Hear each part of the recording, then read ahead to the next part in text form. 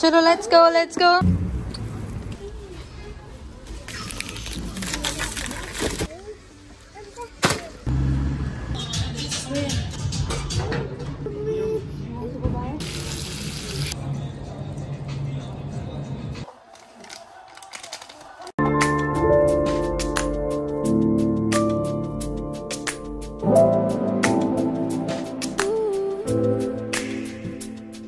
अस्सलाम वालेकुम एवरीबॉडी, क्या हाल चाल है आप सबका। उम्मीद करती हूँ सब खैरियत से होंगे। पहले तो जी मेरी तरफ से आप सबको रमज़ान मुबारक। अल्लाह ताला इस महीने को हमारे लिए बहुत बाबरकत साबित करे और हमारे दिलों को सुकून दे। हमारी जो भी जायज़ ख्वाहिशात हैं अल्लाह ताला उन सबको पूरा करे और इस महीने के सदक़े हम लोगों की ज़िंदगियाँ खुशियों से भर दे। आमीन सुम्मा आमीन। रमज़ान जी आ चुका है और रमज़ान से पहले आपने ग्रॉसरीज करनी है, घर की सफाइयाँ करनी है, ये सब कुछ ना हर रमज़ान में हम औरतें करती हैं। आज जी मेरी और आप ही की छुट्टी थी और हम लोगों ने सोचा कि इस डे को थोड़ा सा प्रोडक्टिव किया जाए। ऑल्दो मेरे में और आप में बिल्कुल भी हिम्मत नहीं थी। We both are so much drained. रहा था कि छुट्टी का दिन है, खाना पकाना थोड़ा बहुत किया जाए और चिल किया जाए, रिलैक्स किया जाए, खुद को टाइम दिया जाए। लेकिन ऐसा बिल्कुल भी पॉसिबल नहीं था। घर के काम, रमज़ान की तैयारी, रमज़ान की शॉपिंग, ये सब कुछ करने वाला पड़ा था और हमारे पास सिर्फ एक ही दिन था। तो मैं जी सुबह उठी और सुबह उठने के बाद ना मैंने कोई अलगम बलगम काम नहीं किया, कोई सफाई नहीं की, कुछ नहीं किया, क्योंकि हमें जल्दी से जल्दी निकलना था और बच्चों के स्कूल से आने से पहले वापस भी आना था। हमने जब भी कहीं बाहर जाना होता है ना, हमारा ये एक सबसे बड़ा मसला है कि हमने बच्चों के स्कूल से जाने के बाद फ़ौरन निकलना है और बच्चों के स्कूल से आने से पहले घर आना है। और तैयार श्यार होकर ये रही जी मैंने बड़ा ही खूबसूरत सा जोड़ा पहना था। I just love this suit. बाहर के मौसम के कुछ ऐसे हालात हैं आजकल, कुछ ज़्यादा गर्मी नहीं है, लाइक बहुत प्लेजेंट सा वेदर है और इस तरह का वेदर ना मुझे अच्छा लगता है। इसमें बहुत ज़्यादा सर्दी भी नहीं होती और बहुत ज़्यादा गर्मी भी नहीं होती, एक मॉडरेट सा weather.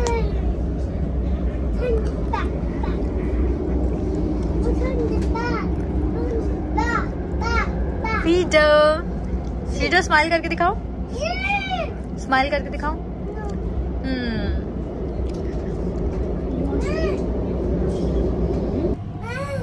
The next station is Stratford. You don't like it? Change for Central Line, Jubilee Line, London Overground Lines, DLR and National Rail Services.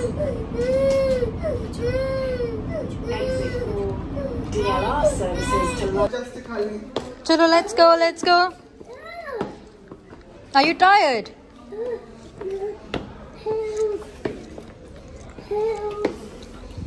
Help क्या? Very good very good. ये जी फ़ीडो के हालात मैंने सोचा आप लोगों को दिखा दूँ ताकि आप लोग परेशान ना हो। बहुत सारी औरतें मुझे कहती हैं कि हमारे बच्चे तो हमें बड़ा तंग करते हैं, ये तंग नहीं करते। भाई सबके बच्चों ने ना उनके नाक में दम किया होता है, तो इसलिए आप लोगों ने बिल्कुल भी टेंशन नहीं लेनी। रमज़ान में भाई हमारे घर में तो ना हर चीज़ देसी बनती है। सहरी में पराठे, सालन, अंडे, लाइक ये सब कुछ, और इफ्तारी में समोसे, पकौड़े, कचौरी, रोल, चाट। मुझे लगता है कि हर देसी घर में यही सब कुछ बनता होगा। रमज़ान के साथ ना मुझे ऐसा लगता है कि ये सब चीज़ें भी हम पे वाजिब हो चुकी हुई हैं, तो हम लोगों को करनी चाहिए जी देसी ग्रॉसरी, क्योंकि देसी फूड के लिए देसी ग्रॉसरी चाहिए। तो इसलिए हम लोग आए थे जी देसी इलाके में। हम आए थे आज एल्फर्ड। इन्होंने डाला जी रोला और उसने कहा कि भाई मुझे कोई स्वीट चाहिए, और हम लोग एक ना ऑफ लाइसेंस शॉप में आए जहाँ पे मुझे पाकिस्तानी इतनी सारी सपारियाँ नज़र आई ना कि ओह माय गॉड, और मैं उन सबको देख के ना पागल हो गई थी। पाकिस्तान में ना अम्मा और बहनें ये सब कुछ खाने नहीं देती थी कि भाई मैदा ख़राब हो जाता है, दांत ख़राब हो जाते हैं, बट मुझे पसंद बहुत थी। And Humtum and Tulsi were my favourite ones. इस शॉप में ना मुझे रेड, ग्रीन और ब्लू तीनों किस्म की सैंटीज़ नज़र आई और मैंने तीनों उठा ली, और मैंने रसीली ली, तुलसी ली और हमतुम ली। और oh my God, I was so excited to try it. आप लोग मुझे कमेंट सेक्शन में लाजिम बताइएगा कि आप लोग पाकिस्तान में कौन कौन सी सुपारी खाते थे या खाते हैं। उसके बाद जी बस हम लोग ग्रॉसरी करने के लिए आ गए, क्योंकि फ़ीडो साहब का तो ना स्वीट से मुंह थोड़ा सा बंद हो गया था और ग्रॉसरी के लिए वही देसी चीज़ें, रोल पट्टी, समोसा पट्टी, और हमने कुछ फेनियाँ वगैरह ली। मुझे फेनियाँ बहुत ज़्यादा पसंद हैं, तो मैंने सोचा कि सहरी में ना फेनियाँ खाई जाएँ। बाकी जी हम लोगों ने लिए कुछ मसाले शसाले, और आप ही मुझे पूछ रही थी कि भाई इन सॉसेस में से तुम्हें कोई सॉसेस चाहिए, कुछ खाने हैं, बट मुझे कुछ भी नहीं चाहिए था। रमज़ान में ना मैं बहुत ज़्यादा नहीं खाती और ना ही मुझसे ज़्यादा खाया जाता है। उनका फूड मेरा इतना ज़्यादा कम है, इतना ज़्यादा कम है ना कि लोगों को हैरत होती है कि भाई ये ज़िंदा कैसे रहती है। सहरी में तो ना ज़िंदगी में कभी भी मेरे से कुछ नहीं खाया गया। पानी पी लिया, 2-4 नवाले रोटी के खा लिया, या फिर कोई फेनियाँ शनियाँ खा ली और बस आई एम फुल। और इफ्तारी में ना सारे दिन आप भूखे रहे होते हो, पानी शानी पियो तो मेरा जो है ना पेट भर जाता है और एक दो कोई चीज़ मुंह में डाली एंड दैट्स इट। उसके बाद कोई 2-3 घंटे बाद थोड़ा बहुत कुछ खा लूँ तो खा लूँ जी। बाकी ग्रॉसरी तो आप सबने देख ही ली है। ग्रॉसरी करने के बाद जी हम लोगों को लग गई भूख, और वैसे भी रमज़ान से पहले ना एक तो बाहर का लंच बनता है। एफर्ट में हमने बहुत सारे रेस्टोरेंट्स ट्राई कर लिए हुए थे, तो अब एक ये वाला रेस्टोरेंट बचा था, तो हमने सोचा इसको भी ट्राई कर लिया जाए। हवेली नाम था इस रेस्टोरेंट का। इट्स हलाल पाकिस्तानी रेस्टोरेंट जिसका सेटिंग और एम्बियंस वगैरह तो बहुत नाइस लग रहा था। अब खाने की बारी थी। इनके मेन्यू में बहुत ज़्यादा वैरायटी थी, आपके पास ग्रेन्स भी अवेलेबल थी, वेजिटेरियन ऑप्शंस भी थे। ऑब्वियसली जी पाकिस्तानी रेस्टोरेंट है तो आपको चिकन, बीफ, मटन ये सब चीज़ें तो मिलेंगी। मैं हर चीज़ ट्राई करना चाहती हूँ जब भी किसी नए रेस्टोरेंट में जाती हूँ, लेकिन हमारा पेट हमें इस बात की इजाज़त नहीं देता। मैं और आप ही बहुत कम खाते हैं, बहुत बहुत बहुत ज़्यादा कम। हम लोग ना एक चीज़ भी कोई मंगा लेना तो हमसे वो भी ख़त्म नहीं होती, तो इतनी सारी डिशेस मंगा के ना उसको हम वेस्ट ही करते हैं। इसलिए जी वी डिसाइडेड कि हम लोग स्टार्टर्स में पकोड़े ऑर्डर करते हैं, बिकॉज इस मौसम में ना पकोड़े खाने का बहुत ज़्यादा मज़ा आता है, और लोगों को बड़ा अजीब लगेगा कि स्टार्टर में कौन पकोड़े खाता है, तो भाई हम खाते हैं, मैं खाती हूँ। And I just love love love पकोड़े, और मेरा ना बहुत दिल चाहता है कि इफ्तारी में पकोड़े लाजमी हो। और शादी से पहले मैं बहुत ज़्यादा पकोड़े पसंद करती थी, लेकिन अब आगे मैंने बहुत कट डाउन कर दिया, क्योंकि मुझे ऐसा लगता है कि एज के साथ ना आपको अपनी लाइफस्टाइल और ईटिंग हैबिट्स को बहुत ज़्यादा मॉडिफाई करना पड़ता है अगर आप लोग एक हेल्दी लाइफ गुजारना चाहते हैं। तो स्टार्टिंग में तो हमने पकोड़े खाए थे, और उसके बाद जी हम लोगों ने इनका ये मिक्स ग्रिल प्लेटर ऑर्डर किया था फॉर 2 पर्सन्स। इसमें चिकन विंग्स थे, चिकन टिक्का बोटी थी, सीख कबाब थे और लैम्ब चॉप्स थे। जो लोग मेरे साथ रहते हैं या जो लोग मुझे पर्सनली जानते हैं, जब भी मैं उनके सामने ये बात कहती हूँ ना I am foodie, I love to eat, तो उनको यकीन नहीं आता। बिकॉज हमें लगता है कि फूडी वो पर्सन होता है जो बहुत ज़्यादा खाता है और बहुत शौक से खाता है, लेकिन मुझे ऐसा नहीं लगता है कि फूडी वो पर्सन होता है जिसको खाना डिफरेंट खाने का बहुत ज़्यादा शौक होता है, या जिनको क्रेविंग्स होती रहती हैं कुछ खाने की। बहुत ज़्यादा खाना इज़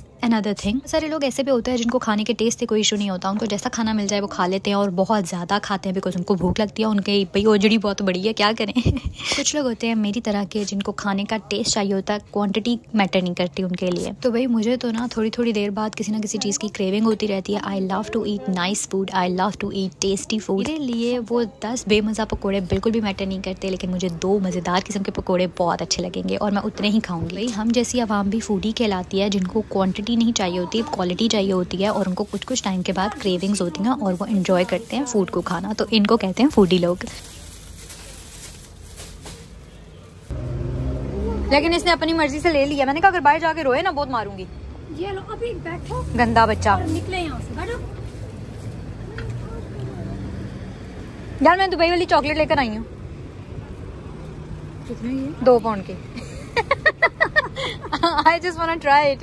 मैं सुबह से कुनाफा कर रही हूँ। यार वो कुनाफा खुला ही नहीं था। वो बंद था ना।